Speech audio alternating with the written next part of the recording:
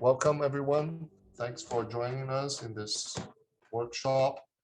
Thanks, Dr. Megan Pollock, for accepting the invitation. I joined your workshop in June in Minneapolis, Engineering Inclusion, during the American Society of Engineering Education Congress. So I liked very much the workshop, and the topic is very important for us as well. So I'd like to introduce you Dr. Megan Pollock. She began her career playing with light projection on tiny microscopic mirrors as an engineer for Texas Instruments. Through her company, Engineering Inclusion, she now utilizes metaphorical projectors and mirrors to shine a light on micro and macro social systems that, when adjusted, improve student and employee success in science, technology, engineering, and mathematics.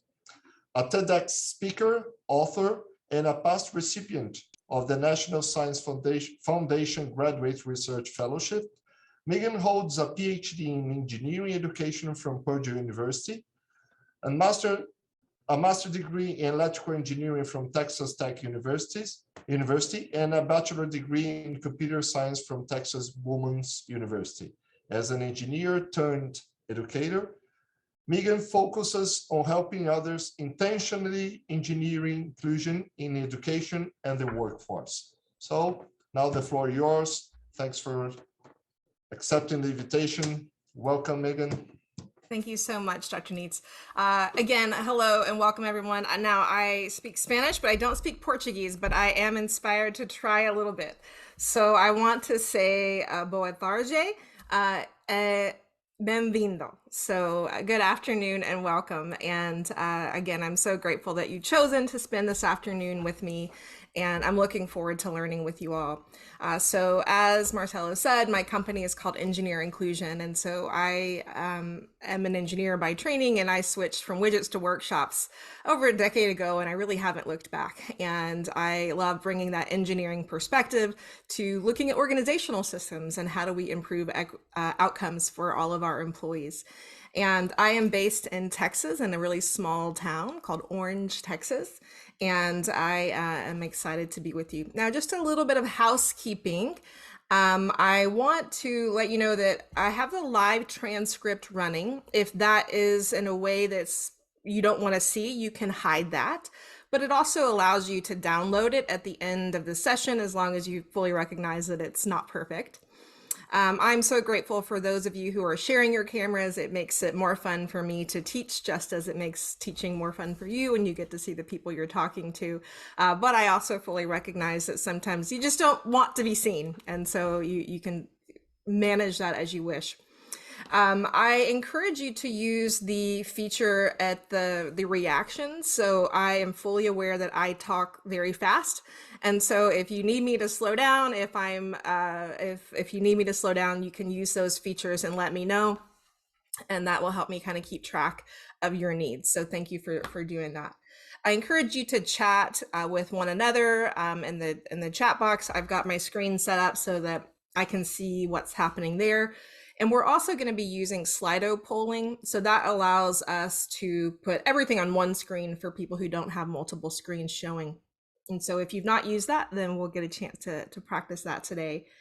We're going to have, my goal is 2 breakout rooms, so 1 for each hour. And so we're going to go through half of the inclusive leadership development model and then give you a chance to discuss in small groups. And then at the end, you'll have a chance to discuss the last half of the model and some of your action plans and strategies. But again, the goal is that you're interacting with me throughout the 2 hours. Marcelo brought up a good point of like making sure that your name shows up how you'd like for me to address you. If you'd like to add your pronouns, you can do that as well. And if you have issues, it doesn't matter how many engineers we have in this room, there's very little that any of us can do to help you. So the best bet is to back out, reset, reboot, and then come back in, and things usually work. So what you can expect today is we're going to have the 2 breakout rooms. We're going to take 1 short break halfway through, and we'll just kind of see where a good spot for that is. But I know when we're doing virtual learning, sometimes we just need a little bit of a break to stand up and refresh our bodies and minds.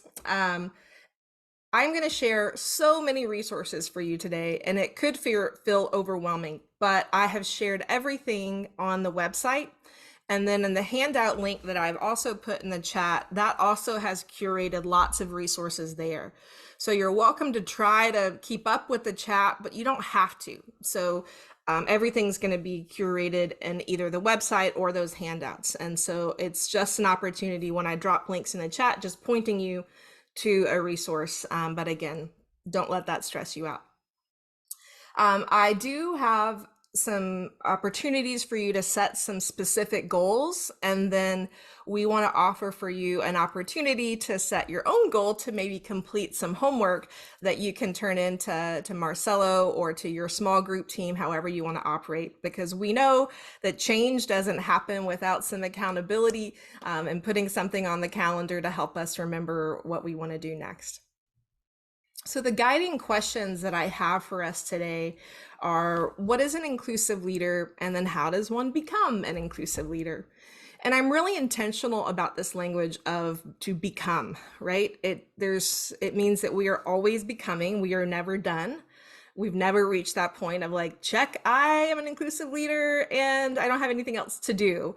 It is always an effort of practice, of being really intentional about our actions so that we can foster and include everyone and the environments in which we serve. And when I use the term leader, I also don't just mean people who have power, right? All of us are leaders, and whatever capacity that we serve, we all have the opportunity to influence, to cultivate, to create environments where people around us feel valued, affirmed, and included. And particularly, I know that most of you are within the engineering disciplines. We know that women and other marginalized groups are significantly underrepresented in these pathways and fields. And so there's a responsibility to make sure that we're doing things that create equitable learning environments for every one of our students.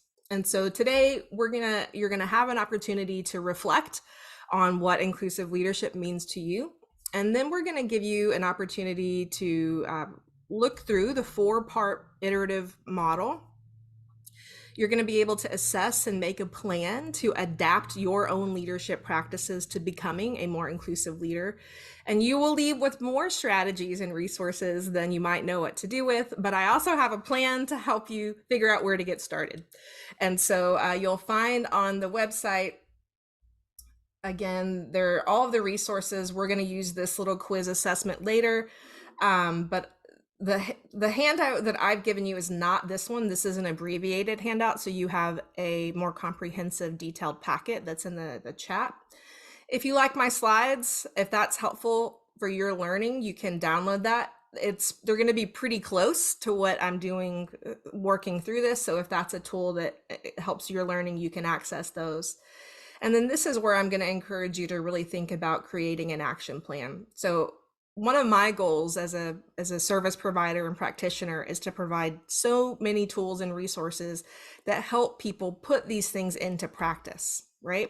And so while our goal today is to help increase your awareness is never enough, right? We have to take action. And sometimes it's hard to know how to take action. And so here are some specific ways that you can work through some of the tools that I've created and that are free on my website to begin to employ some of these tools and strategies. Okay, so that's there for you as a follow-up to today. It's got tons of links and resources that are going to help you, and you can continue to come back to this. All right. So again, you've got the handouts. A couple of things. One of the tools that I have on my website and is linked from the main page is around group norms. And typically when you have any kind of learning environment, especially your classrooms or your team meetings, it's really important to be thoughtful to the way in which you operate. And so every group is naturally developing normative behaviors, expectations, and unwritten ways of operating. And so, for us to intentionally engineer inclusion, you can set or establish a set of norms that scaffold equitable and inclusive practices. And so, this is a tool. I'm not going to go into great depth on this, but you again have this as a resource. But what I want to ask for you today, in a simple 4S alliteration, is to first stay engaged. I know that virtual learning is hard. I also know that it's the end of your day. And so you may be very tired and stressed out and just ready for whatever is at the end of your day. But whatever it takes for you to stay fully engaged today, I encourage you to help yourself with that. This is going to be particularly useful when we go into the breakout rooms because we want you to engage the best that you can with everyone. The second thing is to share the mic. When you are in breakout rooms, be really thoughtful to how much time you are taking to speak. If there are quiet voices, invite them to share their ideas. And so I depend on you to help me in those spaces because I can't be in all of those rooms. The next thing is to support each other. And so what this means is that all of us are on a journey to becoming inclusive practitioners. All of us are on a journey to becoming the best facilitators, instructors, professors that we can be. And sometimes we have to be really thoughtful to meet people where they are. They may not know all of the same vocabulary that we do. And again, as a side note, please feel free if I'm using language that is unclear to you, please ask and I will do my best to define those things for you. But we want to be really supportive, asking for clarification when we don't understand. And we also want to reject any kind of stereotypes or prejudice and bias that is on some unfiltered evidence. And then finally, I want to encourage you to stretch and reflect. And so what I'm going to, walk us through today is this research-based process that, if you leave this at the end of the day, not much is going to happen. But I want you to really sort of stretch yourself and your reflection of this and really create some intention to come back and visit this as we move on. So again, you have that resource on the website to dig in deeper. I'd like to get to know you all a little bit, and this is also a great way to practice using Slido if you haven't used it before. So if you have a smartphone, it's easiest with that, and so you can just open up the camera app, hover it over the QR code, and that QR code is then going to open up the same page that we're going to work from for the entire duration of this workshop. And so what it allows me to do is to have, again, all of your input here on the screen. Now, if this is troublesome for you to use from your smartphone, you can go to slido.com and then type in the number there on the screen. Or if you can't get that to work altogether, just communicate in the chat and I'll make sure that we're talking and bringing both sets of voices there. So again, this is a good way for us to practice using this tool for our introductions, and then we'll have more opportunities for you all to contribute throughout the rest of this session.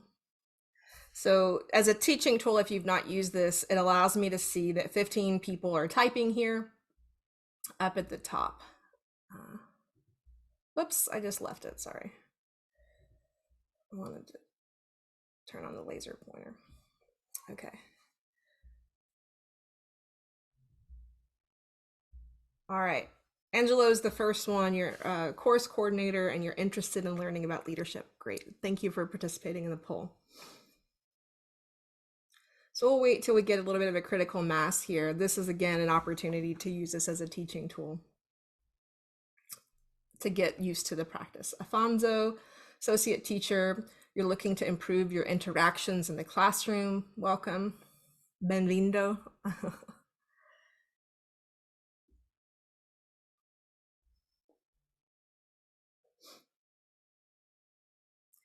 Marcelo, your goal is to get the faculty engaged. So far, so good, right? People are engaging, so.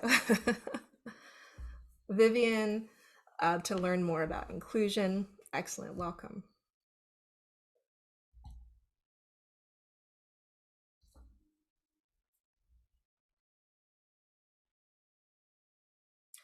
Octavio, David, Claudia. All right, so Claudia is looking to be a design leader at the engineering school. Anderson, Jose Carlos. How to get students engaged, learn about inclusive strategies.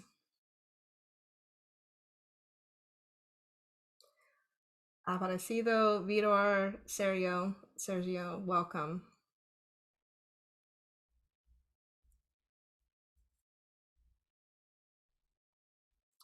Armando, Eloisa, Susana, excellent.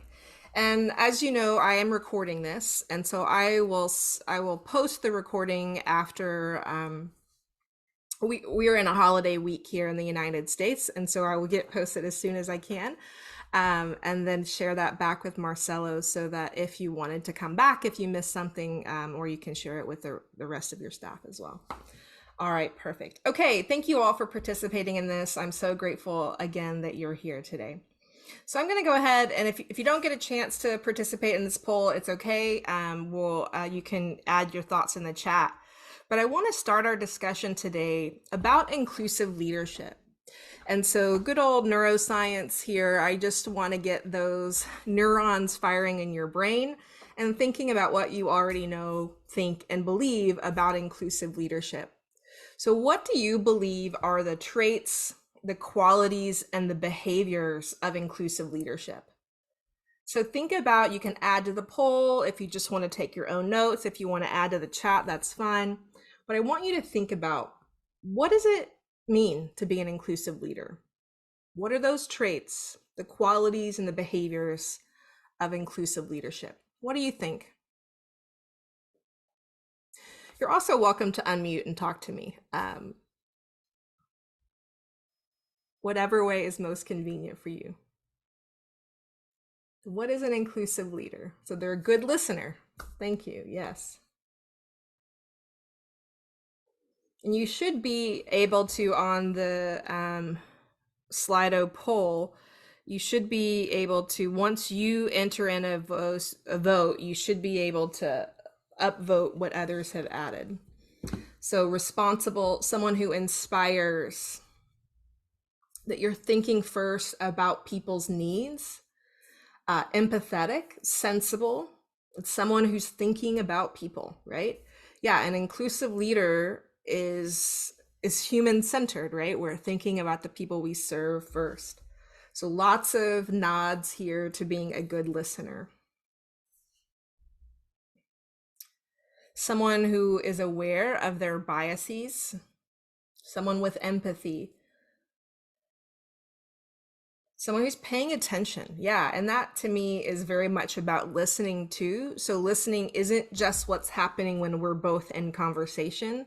To me, being a good listener is I'm listening to body language, which makes virtual learning very hard because I don't get to see body language.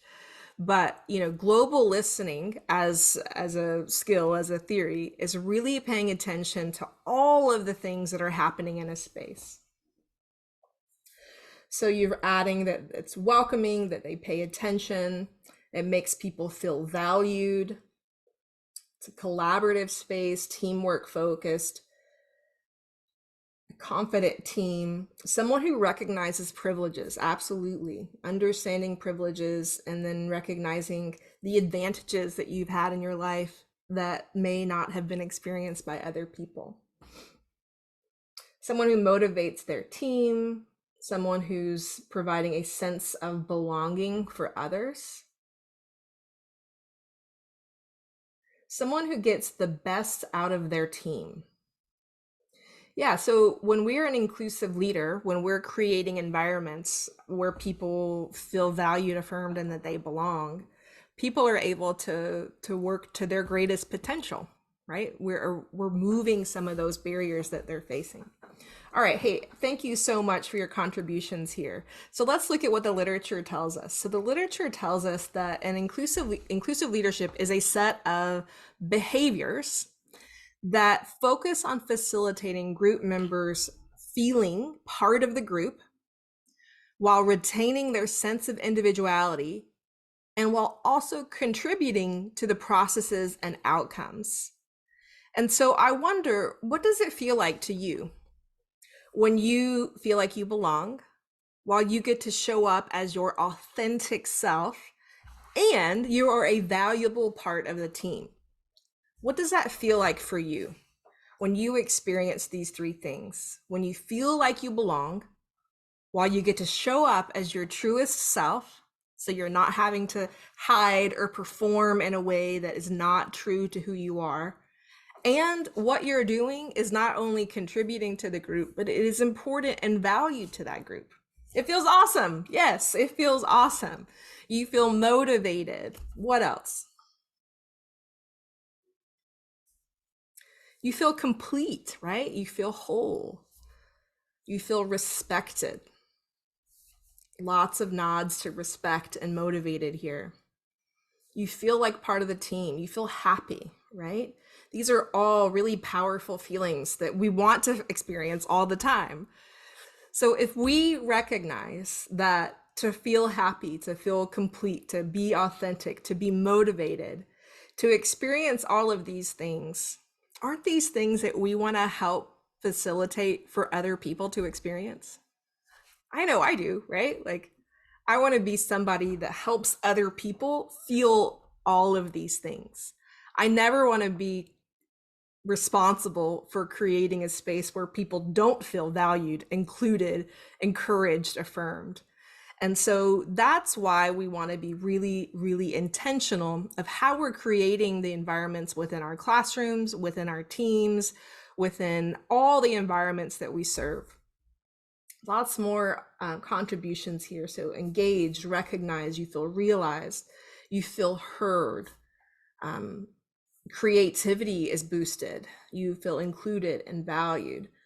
So we definitely have some themes of feeling motivated, happy, and respected. All right, well done.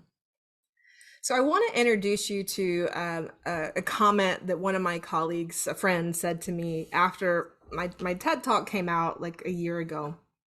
And he watched it and sent me an email.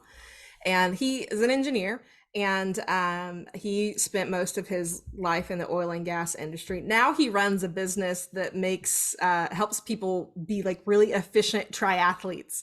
And so I help him with his company website just for fun. So he said to me in his email, he said, I worked in a male-dominated engineering industry. Oil and gas, we had female engineers all the way back to the 80s. We had female engineers.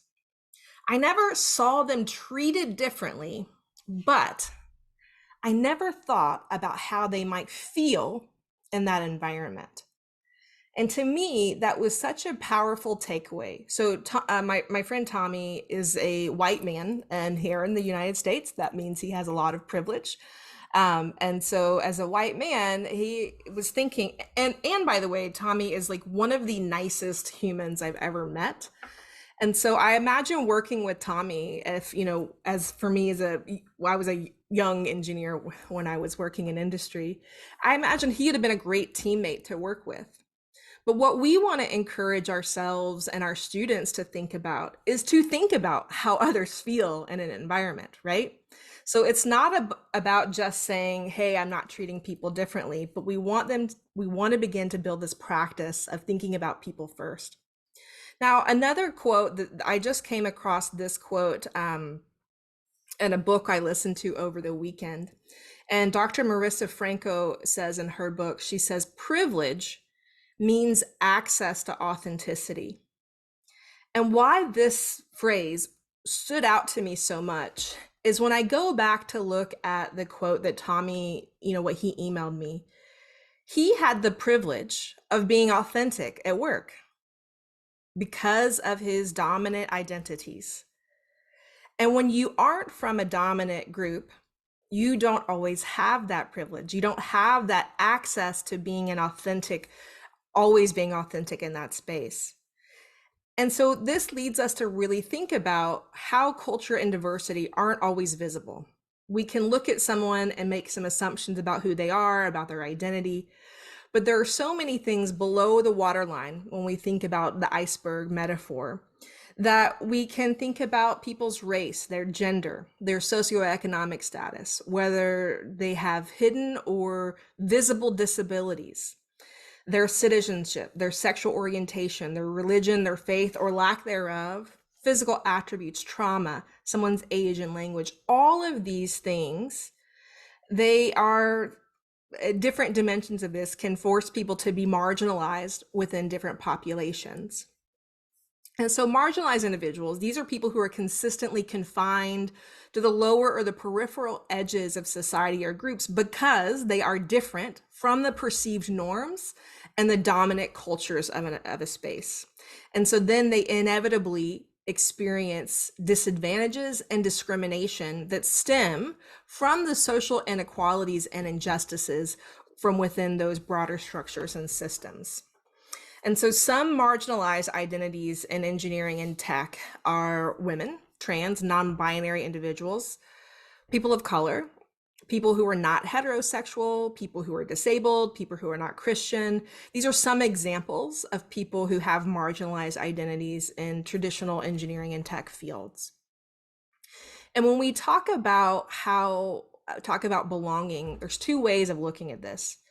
The first is there's a forced belonging. Now, when I'm looking at my screen of the images I see here of your cameras, I see actually mostly women.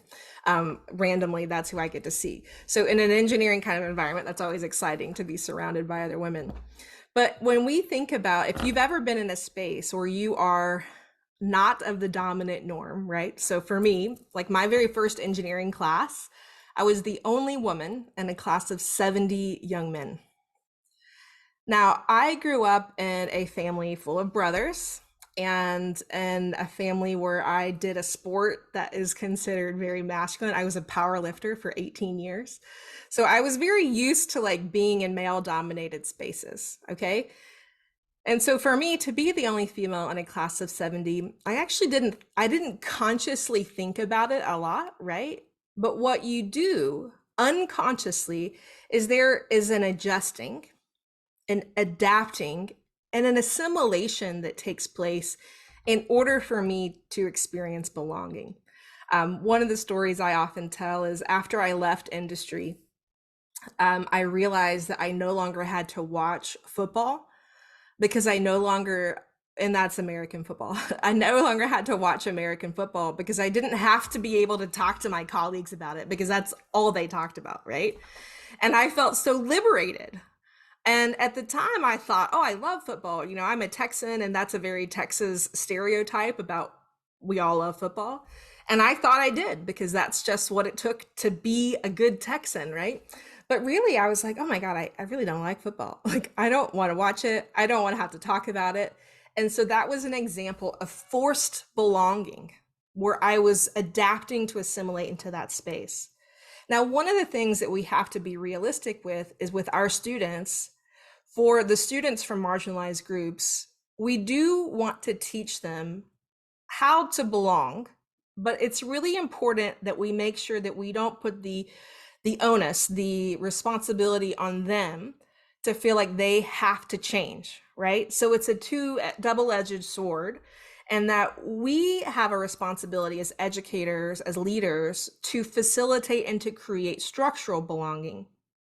So structural belonging means the environment is different. So now I'm not a triangle shaped peg trying to fit into a round shaped hole, that we create spaces where we can all show up and be authentic. We can all show up and our differences are seen as a value add to the community. And so this is what we want to focus our attention on, is how do we create structural belonging in our environments?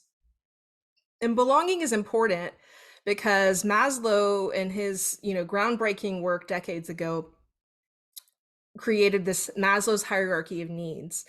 And the first two things, the foundation, are physiological and safety needs. Now, there's lots that is connected with psychological safety, and that has been well published on, particularly in the business literature. But the basic needs need to be taken care of. But before people can get to a space of getting anything done, that self-actualization, we have to have our psychological needs met, and love and belonging, the sense of connection, is in the middle.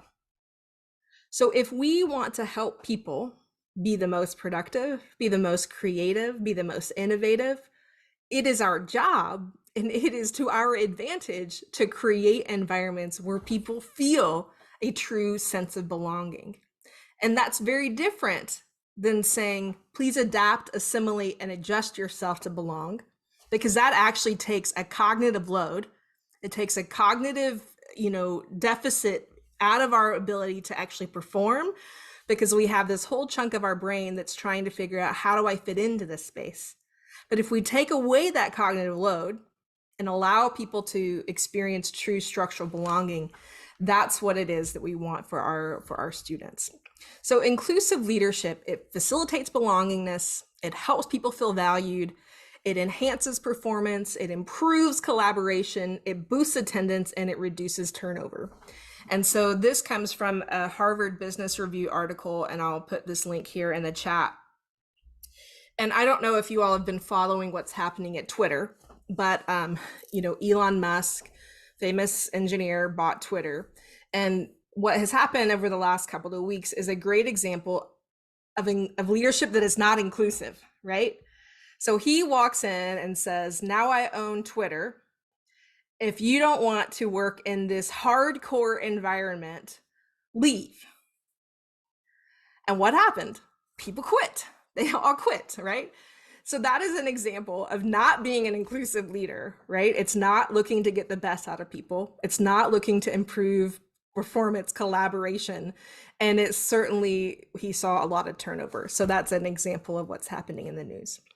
Now, the model that we're going to dive into now is published in a book chapter that came out earlier this year, although we worked on it for years. And so it's open source, so you can read it there. You don't have to dig for it through your library. But this chapter is called Inclusive Leadership Development for Engineers. And so in this book chapter, it tells you how I got to the model. And so for the purpose of today, I really want to focus on the model itself. But if you are curious how I built this model, I used the ABET standards, which is like our accreditation standards here in the United States for engineering colleges, and some other US based models to get to this. And so that might be something useful to you. Afonso adds in the chat, however, it could be cultural fit. He wants equals to him. Yeah, and that could be the case, but if we all operate by one way of knowing and doing, is that the kind of diversity that actually creates the true innovation? Because there's been tons of research that shows if you want good, creative, innovative solutions, you have lots of ways of knowing and doing in a group. Cool. All right, so let's look at the model, and we're going to dive through each piece of this. So there are 4 key parts to this. And then within the last 3, they're broken into 2 different individual elements. And so again, this is linked from multiple places, but you can learn more about this model on my website, and it's linked elsewhere. Before we go into the model, I'm going to introduce you to this growth continuum, the strengths-based growth continuum, because we're going to use it as a tool to reflect on our own identities, or on our own inclusive leadership. So the first part of that is aware. So when you are aware, you recognize an opportunity to learn and practice knowledge and skills, but you aren't yet practicing them, right? It's just that awareness, you haven't actually taken any steps to action. Now, a novice is someone who is demonstrating the beginning knowledge and skills with limited use of a defined practice. So you're beginning to demonstrate, but you have limited use. The committed stage means that you are wholly committed to expanding your knowledge and skills, but yet your performance is still a little inconsistent. Proficient means that you are applying knowledge and skills consistently and thoroughly in a recognizable way. So that's the big difference between committed and proficient. It means people recognize that you are employing these kinds of things. An exemplar means that you sustain an exemplary level of practice and you intentionally model this element for other people. And then the final part of this growth, the strengths-based growth continuum, is that of a reformer. You are stimulating and facilitating institutional change, improving system-wide outcomes. And so you can see this model here as it goes through. Now, what I want to encourage you to do is to take the quiz. And so if you go to the 7ev.co/leader, let me get that specific link here. If you go to this page here, it's going to bring you to this page. And again, you can do this from a mobile device. But when you click this thing here, take the quiz, it's going to bring up a little pop-up, and then you can take this quiz. And so I'm going to give you a few minutes to do this, and then we're going to come back together. All right. All right, let's come back together. So just hold on to that, and then you're going to have a chance to debrief that shortly. So this first part of the model is that of us as an individual. And so for this first part, it really challenges us to look into ourselves. So an inclusive leader is someone who understands the social and political context that creates their identity and how it influences and biases our perception of and outlook on the world. And so many of you looked at in your contributions to what you thought an inclusive leader was, you added that it was somebody who knows their privilege and knows their bias. And that's exactly what this is.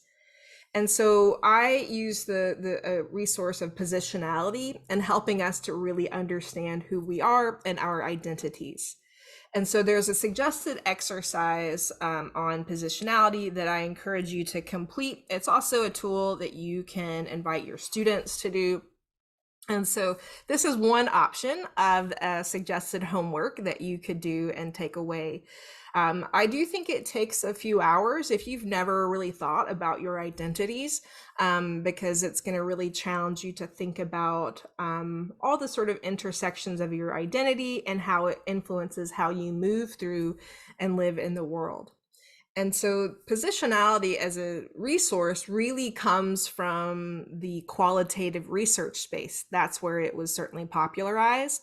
But we're finding that as leaders, as researchers of any capacity, we need to understand how our lived experiences are influencing how we engage with others. And that's what understanding our positionality does. Now, what this does not look like are when people say things like, I'm just here to do a job, or I'm tired of having to be politically correct, or saying things like, I don't have culture, or I'm not biased. What this looks like on a team is when you focus solely on productivity and the job without recognizing the dynamics between people. Imagine a team full of like woefully unself-aware people, right? If you had a team full of Elon Musks, for example, right, you're not going to have a fully productive team, right? And so what this means is that we're looking into ourselves and we're really thinking about how can we contribute our identities and understand our positionality in a space. So some planning prompts that you can consider, and again, these are in the provided handouts. So let's see, where's the PDF? So in the PDF that I shared earlier, all of these things that I'm going through are in the PDF. So the planning prompts and then the strategies that we're going to share. So those are there for you. So what you can do is begin to think about in what ways are we collectively encouraging one another to reflect on how our social and political contexts create and form our identities, and in what ways are we inviting conversation, dialogue that collectively expands our social consciousness and explains how our biases and perceptions and outlooks on the world. And so again, these are some prompts that you can use as leaders, as instructors, to begin to employ these kinds of things in the classroom. Some specific strategies that you can do is one, to examine your own positionality. You can encourage your students to do so as well. Another strategy is to incorporate reflection activities into your day. So that means looking back on the day, asking yourself, how did I show up today? Right? How did I show up? Did I reflect my values of trying to be inclusive? Were there ways that I unintentionally use my power and privilege to gain access or advantage over something? Was I not being thoughtful to those things as you move through the day? And then another really useful tool is to create a culture of feedback. And that means that you're holding space for helping each other to learn and see and to examine blind spots. Particularly when it comes to expanding our blind spots, sometimes we don't know what we don't know. And it's really helpful to be surrounded by people who we trust, who can help us to learn those things and to come to us and say, hey, Susanna, hey, Marcelo, hey, Alfonso, I don't think this is what you meant, but this is what happened today. Were you aware of this, right? So having people that we trust that can help us really think about those things, having that culture of feedback, and that means that you're not defensive about it. You appreciate and value that feedback. And so you're going to have a chance at the end of the second part of this to reflect on this. But I want you to think about, just briefly before I switch gears, how you rated yourself on the assessment, and think about some of the evidence of why you rated yourself that. And maybe one of those strategies that I reviewed that you want to do moving forward. So what's one of the strategies that you are interested in employing moving forward? So put a little star by it, and then we're going to keep going. Okay. So the next part of the model is that of a lens. So individual is looking in, and lens is understanding the way in which we look out. I see somebody's unmuted. Did you want to add something? Okay, you can if you want. So the lens has two parts: systemic thinking and the ethical dilemma of bias. So what systemic thinking is this means that an inclusive leader considers how systems of oppression and advantage influence our decisions and impact our team. And many of us, if we come from privileged groups, may not fully understand systems of oppression. And that's because we live in systems that were built for us, right? And so it takes some work for us to begin to understand what are those systems and how can we begin to see them and change them. And one of my favorite models for looking at this is using the 4 eyes of oppression. And we're not going to go into this really deep today, but there are a couple of resources here linked in the chat. And then also those are linked from the website. And I want you to begin to think about the 4 eyes of oppression. Again, I like this because I like the way that it works together. And this particular model of interaction is my own drafting, but I did not come up with the 4 eyes. And so the bottom are the ideologies. These are the beliefs that are held, the widely held beliefs around different kinds of things. Interpersonal is how those things are interacted in between one another, right? The interpersonal kinds of things. Institutionalized oppression is how those ideologies are then embedded in our policies, our norms, and our processes. And then internalized, the center, this is how people from marginalized groups then have internalized these external oppressions to such a degree that the oppression is perpetuated constantly because they internalize these ideologies that further marginalize themselves. So I encourage you to learn more about this. The second part of the lens is that of an ethical dilemma of bias. Now, what this means is that as an inclusive leader, we are investigating how interpersonal and institutionalized bias produces an ethical dilemma that we must address. That means that bias, as it is embedded, as it is perpetuated, as it is upheld by all of us. So if you have a brain, you have bias. That's how the brain is wired. It just depends on what those biases might be. And we have to recognize that these are things that we have to address, that it's not okay for us to be continuing to perpetuate these kinds of things. So what these two look like is that when we say things like women aren't interested in tech careers, that isn't using a systemic lens, because when we say things like that, it doesn't take into account the systemic barriers that women have faced over decades and centuries of time that have limited their interest in those careers, right? When we say things like they just don't succeed in that type of role, generally when we use they in a sentence like this, that's generally problematic because we're generalizing, overgeneralizing an entire group. But when we say things like that, we often aren't considering, again, the systemic barriers that someone has faced. Another example, I don't know the statistics in Brazil, but I know here in the United States, we have a very significant pay gap. And that means there's a difference between, on average, what men get paid versus what women get paid versus what people of color get paid. And so that is an example of not understanding systemic barriers that have limited people and their wage earnings. And so when we say things like they didn't ask for more, it's not because they're not a good negotiator. It's because systemic barriers have prevented them from understanding the ways in which to ask more, or the biases in place we don't give them more, even though they may be worth it, right?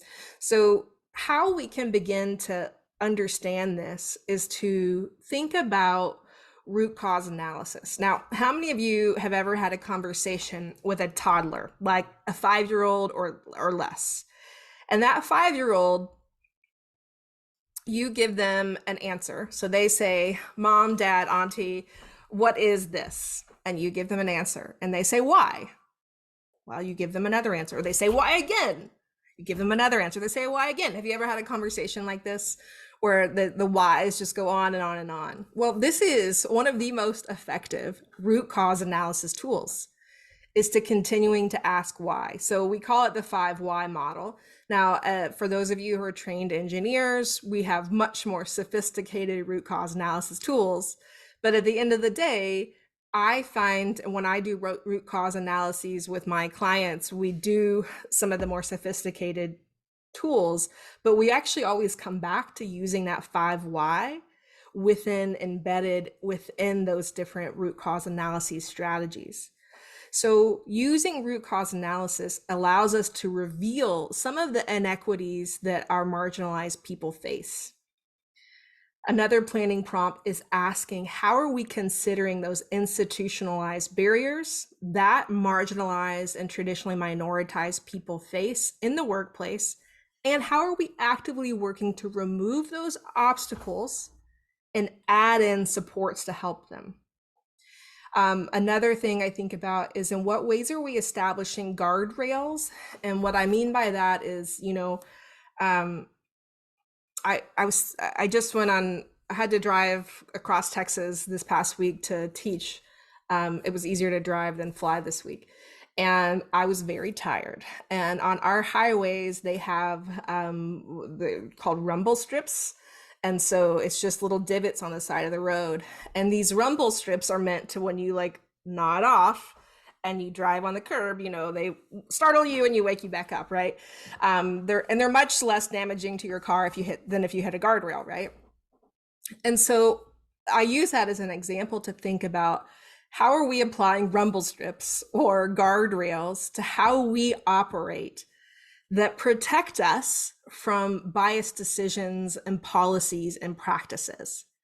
So we have to be thoughtful and intentional about putting those barriers up for us so that we aren't activating all of these different kinds of things.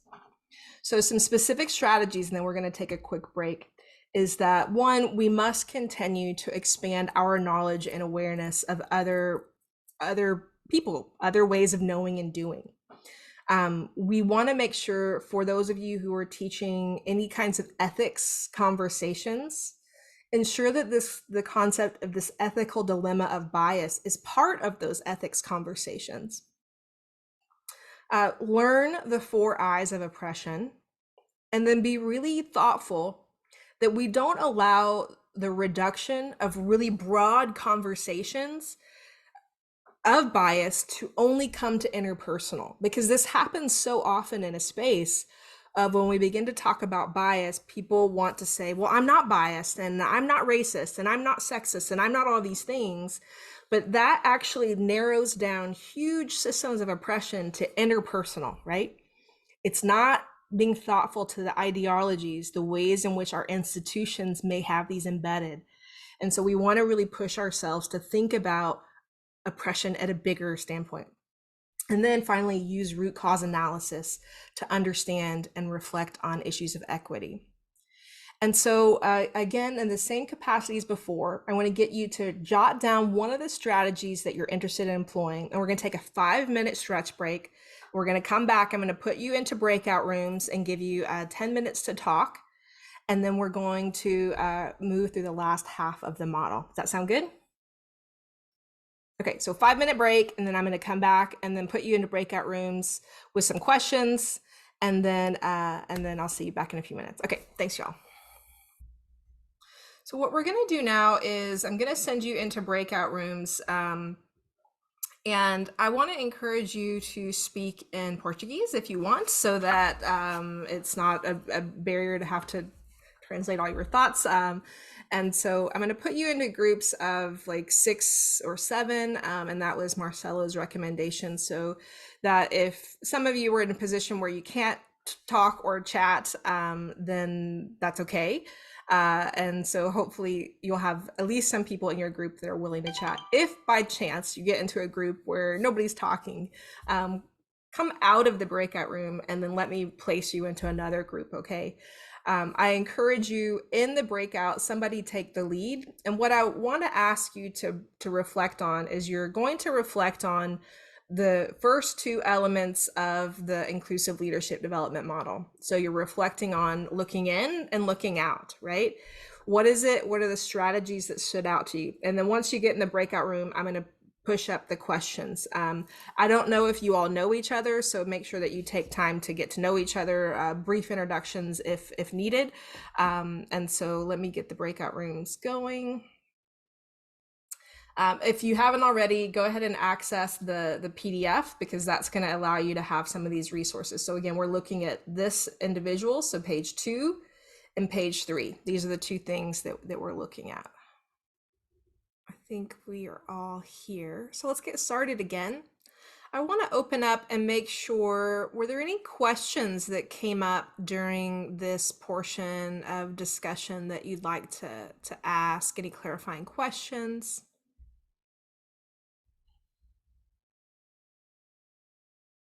Any questions? Okay. If you do have questions, you're welcome to certainly put them in the chat or use the Q&A feature on the Slido. I'll see them there as well. Okay, so let's keep going. So the next part of the inclusive leadership development model is that of practices.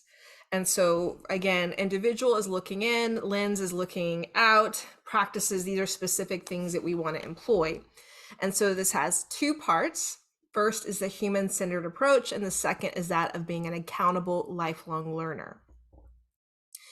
And so the human-centered approach, this is when we operate from an asset or a strengths-based mindset.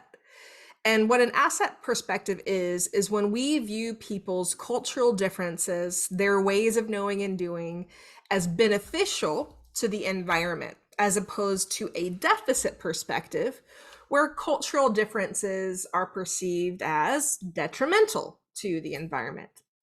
And so leaders who have an asset perspective are more likely to innovate, while those with deficit perspectives are more likely to lower the expectations that they have for people who've been traditionally marginalized and excluded within engineering and other disciplines. And so this human-centered approach, we are truly recognizing the value and celebrating the beauty of diversity. And so it means that you're also intentionally leading with empathy, which was one of the things that you all mentioned multiple times in your definition of an included leader. They lead with curiosity, meaning we're asking questions and we're genuinely curious about other ways of knowing and doing and being. And with an open-mindedness that strengthens the dignity of all humans around us. And an accountable lifelong learner, the second piece of this, I like to think of this in 2 sort of parts. One is that we are accountable to what we know and what we don't know. So that's where they really fit together. But when we think about being a lifelong learner, here in the United States, lifelong learner is one of the requirements for our accreditation. Are we producing engineers that are lifelong learners? They haven't always figured out how to measure that. So I don't really know to what degree you all have in Brazil this as a standard. But to create engineers that are going to be able to solve the problems of tomorrow, we must create lifelong learners, right? Because the technologies, the things that they're going to be working on and solving, they're going to have to figure out what they are and how to solve them, right? And so I always have big question marks when I meet people and I ask the last time they read a book and they're like, I haven't read a book in years, right? Like that always kind of scares me a little bit, right? Um, and so being a lifelong learner in whatever way that you consume information, whether that's books, whether that's web articles, whatever kinds of ways, is that an inclusive leader is constantly learning about other identities. And so it means that you reflect on, again, your personal and institutionalized actions, and that you're committed to always learning more about what you don't know, including other ways of knowing and doing. I used to recommend people to go, like, a lot of ways to gather information and have insight into other identities is through Twitter, right? By following different hashtags on Twitter, it gives you great visibility into different ways of knowing and doing. Watching different documentaries, even watching fiction can, depending on who creates the fiction, can help us really understand, again, other ways of knowing and doing. And it's not always reading. It doesn't always have to be, memoirs of people. A lot of times I challenge myself on my vacation to make sure I'm always picking a couple of books that I'm going to read that are written by people who don't look like me, right? And so I'm really challenging myself to have other perspectives. And the second key part of this is that you are personally accountable for the mistakes, the failures, and the mishaps. And that means that you're not deflecting, you're not avoiding responsibility or just simply claiming good intent. Because what happens here is, so say that somebody tells you, hey, here is a gift of information that you may not have seen. An inclusive leader doesn't say, oh, you know what I meant, right? They don't say, don't be so sensitive. They don't say things like, that's not how we do it, right? An inclusive leader is saying, wow, thank you for that information. I didn't realize that's how I was acting, thinking, in whatever way that someone gives you that information, you take that information and you really see it as a gift. This goes back to that culture of feedback that we talked about earlier. We never want to tell people to don't be so sensitive, because that's here in the United States, there's a term called gaslighting that's been very popularized. It means that you're using language to convince people that they're kind of crazy. They're saying, well, that didn't happen, right? You're being too sensitive. So I don't know how that sort of translates. It actually comes from a very old movie, that term. But when we say don't be so sensitive, or I don't know what you're talking about, or I don't see what you're experiencing, this is definitely not being that lifelong learner, and you're not being accountable to your actions. And so if we're truly focused on centering the dignity of humans, we're listening, because that was, again, one of the number one things that you all said an inclusive leader does. And you hear what they're saying, and that you want to take some action on that. Think about a time when someone has dismissed your feedback and said, oh, you're being too sensitive. What does that feel like? It doesn't feel good, does it? It definitely doesn't feel good. So some ways that we can employ these practices are asking ourselves the questions: how are we shifting our mindsets to truly value and elevate different ways of knowing and doing? And this is something I'm personally working on really intentionally, is that we have a sort of conditioned way of operating around a deficit mindset, meaning like, that's not how we do it. Or for me, as a recovering perfectionist, I often find myself saying, like, that's not how I would do it, right? So I encourage you to ask, like, what is it and how this has been done that is novel and unique and valuable? Maybe there's something that I can learn. Something else I've also learned about myself as an engineer is I have a tendency to over design things sometimes. And my dad is also an engineer, and my mom is not. So she's like the opposite of an engineer. And so it's often really entertaining in conversations with myself and my parents because my dad and I are like engineering something that's gonna last, through an apocalypse. And my mom is like, or you could just do this, right? Like a very simple solution that my dad and I and our trained engineering brains have over engineered. I don't know if this happens to any of you. But what that means is that we could unintentionally dismiss mom and say, you're not an engineer. You don't know how to solve this. But listen instead and say, oh, wow, oh my God, that's so simple. And it's a great solution, right? So that's taking an asset mindset to her opinions and perspectives rather than just shutting it down saying, you wouldn't know the answer to this, right? So that's a kind of difference in an asset mindset. Another thing you can do is to intentionally celebrate differences rather than suggesting people hide and avoid them. One of the things that we are really struggling with, I believe, here in the United States is we have become very polarized as a nation as far as around differences. And it's created this sort of mentality that difference is bad. And that is a deficit mindset. Whereas if we look at difference and think, wow, difference is good, it's beautiful, it's wonderful, how do we celebrate that rather than seeing difference as something that we have to not talk about and to avoid? And so this is something, again, to be really thoughtful about, is that difference is good, difference is beautiful, and it really helps us to reach greater and better outcomes. And the last key prompt here is to be really thoughtful to how are we practicing visible accountability for mistakes, failures, and mishaps. And so for me, this means as a leader is that if I make a mistake, that I want to use it as a teaching moment, right? I'm not going to go broadcast something if I did or said something that was inappropriate. Like I'm not going to like elevate it, right? But if I'm in an environment with people, I want to make sure that I am practicing and modeling how to be a good accountable leader, and making sure that I'm modeling those best practices and, again, facilitating that culture of inclusion. So some strategies that you can use to employ this. I have a couple of resources I think that aren't on the handout because I took them out recently, but there was a specific study that was done within an engineering context. Let me make a note to email that back to you all. There's a good strategy here. I'm just making a note. Okay. So that's useful in an engineering classroom. Sorry, I didn't finish my sentence.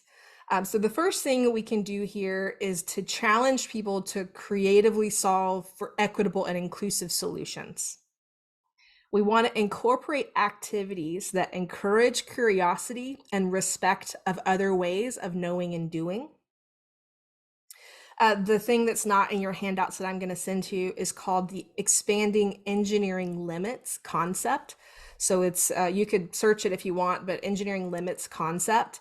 And that's used to engage people in deeper learning about ways and understanding of gender and other diversities within engineering culture that could improve the engineering practice and outcomes. So again, that framework to look up is the expanding engineering limits concept.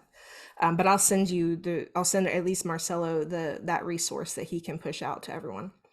And then finally, to emphasize empathy and accountability as a crucial skill for your team culture. And what I mean by this is that if we believe that empathy and accountability and any of these things that we're talking about, if we believe that they matter, we must measure them, right? And this is going to connect to those outcomes as well. But if you're creating teams for your students and you're not emphasizing that these are professional skills that matter, then we're not modeling and saying, we're not saying it matters. So that which we assess is that which that which matters. Sorry, I'm jumbling that a little bit. Okay, so at the end of this element, I want to get you to, again, make a little bit of a note, put a star next to the goal that the strategy that you want to employ. And then we're going to talk about the last element. I'm going to give you another 10-minute discussion. We're going to mix up the groups a little bit. So take a note of one of the strategies for this element that you want to employ. All right, let's talk about the last part of the model, which is outcomes. And even though this looks like a linear model, it's not, right? It is an iterative model that we're doing all the things at once, and it's coming back on itself. And these outcomes are things that we can expect to see in the employ of these other three elements. And there are two parts: culturally intelligent communication and inclusive collaboration. So when I'm talking about culture here, the word culture, it implies the integrated patterns of human behavior. That's our thoughts, our communication, our actions, the customs, beliefs, values, and the sort of institutional kind of norms, right? So when we're talking about culturally intelligent communication, this means that as an inclusive leader, we are attentive to, so we're paying attention to which voices, values, and ways of knowing and doing are present, missing, or silenced. So this is something really important to me. There's a lot of a common way of saying that we give voice to people. And I always find that problematic because people have a voice. Their voice just may be silenced, or we may not have allowed room for their voice to be heard, right? And so we want to make sure that we are paying attention to whose voices and ways of knowing and doing are present. And it also means that we are actively and empathically listening. So again, that goes back to some of the skills that you all identified early on, and searching for cues to bridge the gaps among diverse people. So I actually think one of the things I remember on your list is, I think I saw like a connector, and that's really what this is so as an inclusive leader, we become a connector, right? We're trying to build bridges and draw people in and help bridge those gaps that that may be because of some differences, and a unifying kind of effort. And then the last part of this is inclusive collaboration. And so an inclusive leader actively and equitably engages in diverse perspectives, experience, and backgrounds.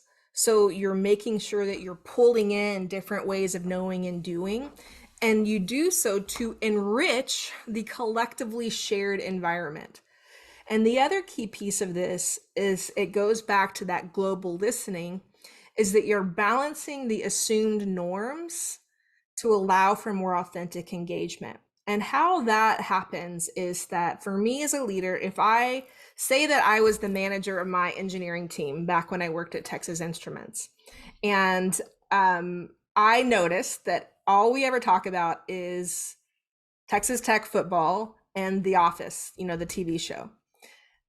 If I notice that's all we ever talk about, and I notice that there are some people who are sitting on the edges, like, shrugging their shoulders that they don't know, I want to say, hey, Megan, what is it that you're interested in? And then bringing that into the space so that it balances how we operate. It's not saying we're not ever going to talk about Texas Tech football anymore, but it's saying I want to balance the assumed norms of the group to say that we care and we want to have other ways of knowing and doing to be visible. I've also, and every team is going to be different. For you as a team, you might be on a team where everyone has toddlers. And so what gets talked about all the time is toddler stuff, right? And so for people, maybe there's someone on your team who can't have children and wants to have children, and that can actually be very painful for them, right? And so, not to say we don't talk about our kids, but how do we make sure that we're balancing that norm and being thoughtful and inclusive to other people's experiences?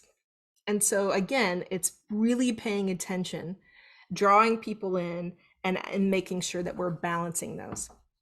So what this does not look like is when someone like repeats or rephrases what was said and gets credit for it. Has that ever happened to you? Anyone, right? You say something, Vivian says something, and then Hector says it, and everyone's like, Hector, great idea. That's not inclusive collaboration. Inclusive collaboration would be like, okay, thanks, Hector. Appreciate you rephrasing what Vivian just said, you know? And so that's being really intentional to paying attention to who's saying things. Or when we say things like, well, they didn't say anything, so they must be fine. Well, if someone's not speaking up, if someone's not sharing what's not fine, what's not okay, that could mean that they feel powerless, that there are structures in place that they don't feel like they can share, or it's not safe for them, right? I'm sure many of you have had a position where you've had a manager that I have a coaching client that she does not feel like she can talk to her boss about the ways her boss is making her feel so unsafe. And it breaks my heart because she is just living in like this toxic pain of not feeling safe, right? And that boss may think everything's fine because so and so never says anything. Well, it doesn't mean it's fine, right? And so ways that we can employ these practices are to constantly ask this question.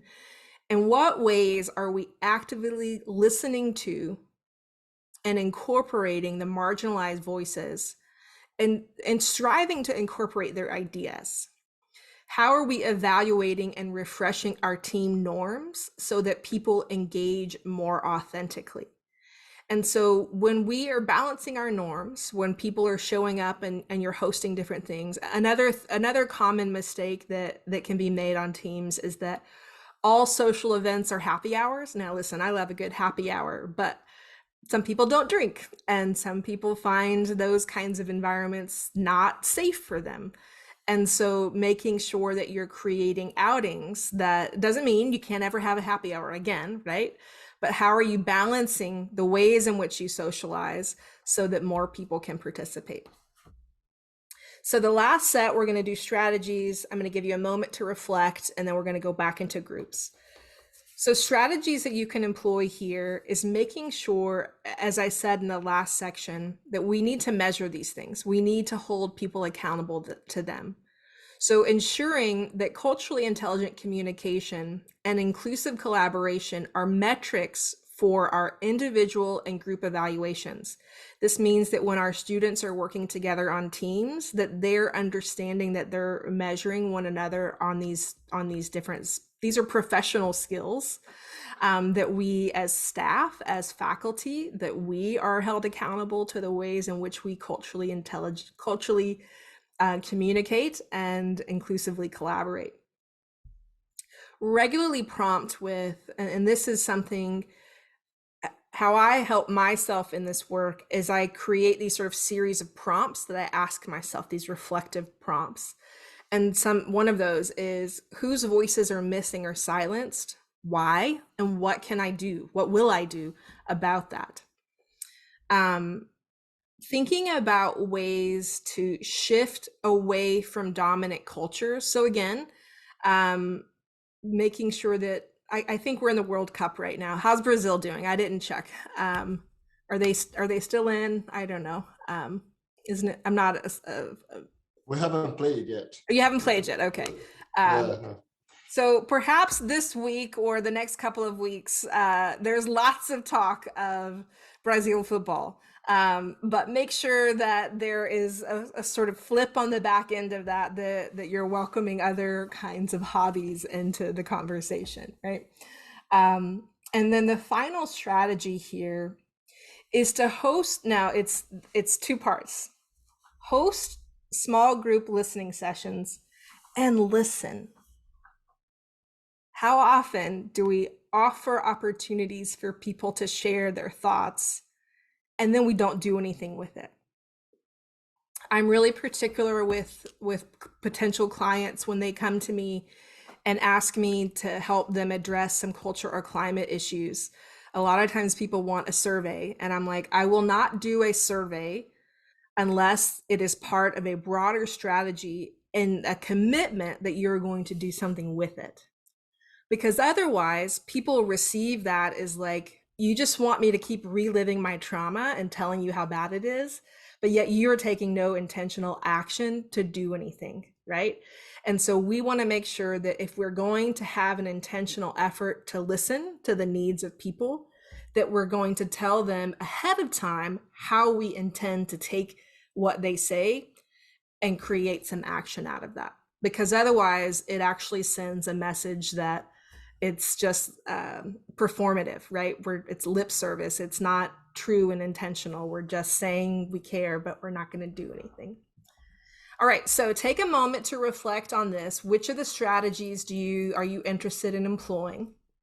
And I'm going to get the breakout room set back up again. I'm going to mix you up to get to talk with and meet some different people.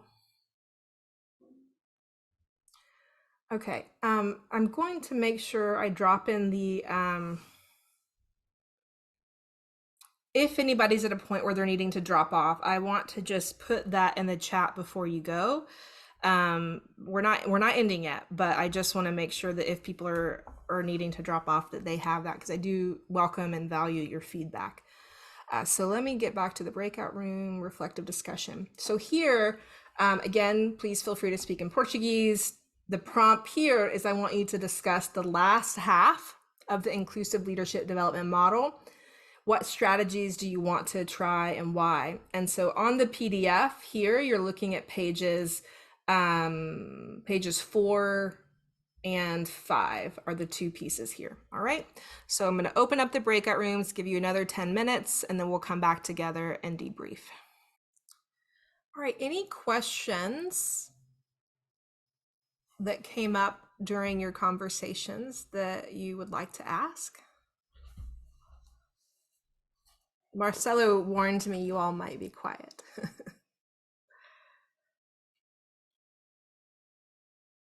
Okay. But I think everybody was talking a lot in the groups. Good. Okay. Yeah. I'm so glad. And, workshops are always rushed. And what I hope is that you're going to take this content away and continue the conversations. For me as a facilitator, I feel like I have lost if you leave and never talk about this again. And so that's why it's important to me that you have lots of resources and tools that you can continue to try and practice and employ. And so, so thank you for being active in your conversations. Let's wrap up the last few minutes here. Now, we've gone through the full inclusive leadership development model. And as I said before, this is iterative. We are never done, and we are always moving through this. I don't show any questions that were on the Slido, but I do want to make sure that you all save these links. So the PDF, the handout is that first link in the chat. The resources where everything is curated is the second one, 7ev.co/leader.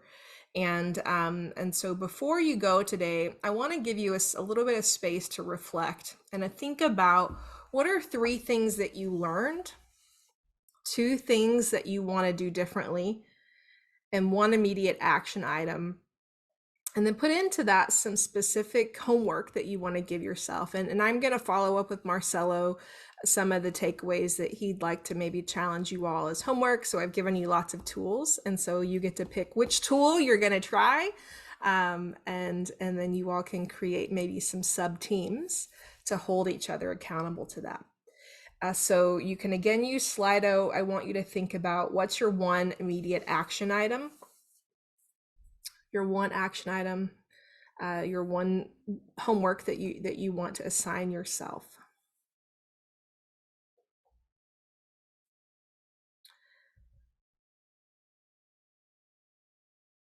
I'm going to give you like 60 seconds to type in here. Yeah, could you please increase the picture? Oh, I'm so Not on the sorry. screen. Yeah, it's not, you're not sharing probably. Thank you for telling me that. There we go. So one action item that you want to share today.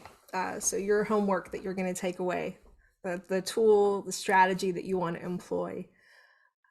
Right, so I've got it set up so that I'll click and they'll all show up at once. This is an inclusive learning strategy, so that instead of having one person post and then we all feel like, oh, my answer is not as good as theirs, by having a sort of click and a chat storm is what we call it, then it gives everybody space to think. So I'll give you another second. So while y'all are doing this, I do want to thank you for your time today. I did cheat and I do have a slide here that tells me how to say that, but it's on another slide, so I'll have to get to that in a second. The Slido link is slido.com, and then the code is 3788475. All right, so I'm going to go ahead and click here and see what you've all shared. Better listener, create an open communication channel, improve listening. So with that as your goal, I have a ton of resources on my website around listening. So I'll follow up with you all with that as a goal. It looks like this is jumbling this up a little bit. Do some reflection and pay more attention. Listen to the quiet people. Pay attention to the silence. Listening to the unvoiced. Do some reflection. Listen, reflect. Good. Excellent. So I'm going to leave this open, but I'm just going to advance the slides here in a second, so you can keep contributing to that. As I posted earlier, your feedback is really important to me. It helps me improve my services. I'm also going to put in the chat a link to my email, so you can contact me if you have any questions. I'm happy to be available to you to clarify anything that came up. And here I wanted to practice this. So eu sou grato pelo seu tempo. I'm so grateful for your time. Obrigada, thank you so much. And I really hope that this was a valuable time for you. And again, I'm really grateful that you shared this afternoon with me. And please know that I'm a resource and I'm happy to answer any questions that you all may have. Again, in the name of all our faculty and people here, thank you very much. It's a very, very nice workshop. I'm sure we're going to keep talking about inclusion. I think you presented a model that is you never get to the end of it. Every time you go, you practice, then you have to come back to awareness and self-assessment. So you have to improve all the time. And we have a long way to go. But the first step is, was done. We are here. Paying attention, very interested in this topic. So thank you very much. You're most welcome. Thank you all. Again, I'm really grateful for you. And I know people always offer this, but I mean it really sincerely. Please don't hesitate to reach out if you have any questions for clarity, or if you just need help finding some resources on my website. I create them so that people use them. So I hope that they are valuable to you. And I've got a couple of notes to follow up. If you completed the online assessment, then I'll have your email. Well, actually, I have your emails from registering for the event. So I'll be able to contact all of you through that. And I'm going to send some specific tools that are kind of based on those one action items. So I'll send tools on listening and reflecting that you can use. So, all right. I'm happy to hang out if you have any more questions. Otherwise, we've come to the end of our committed time. And so again, thank you all very much. I appreciate you. Thank you, Megan. Thanks for the wonderful conversation. Thank you very much, man. Thank you. Thank you. Thank you. Bye-bye. Thank Bye, you. Megan. Bye-bye. All the best. Bye, Megan. Thank you. Bye, you're welcome. Bye, y'all. Megan, Hey, Megan. You too, Mega. Bye. Thank you very much. You're most welcome. Congrats. Hope to see you again. Likewise. Bye bye. Bye. Very much Bye. indeed. Thank you.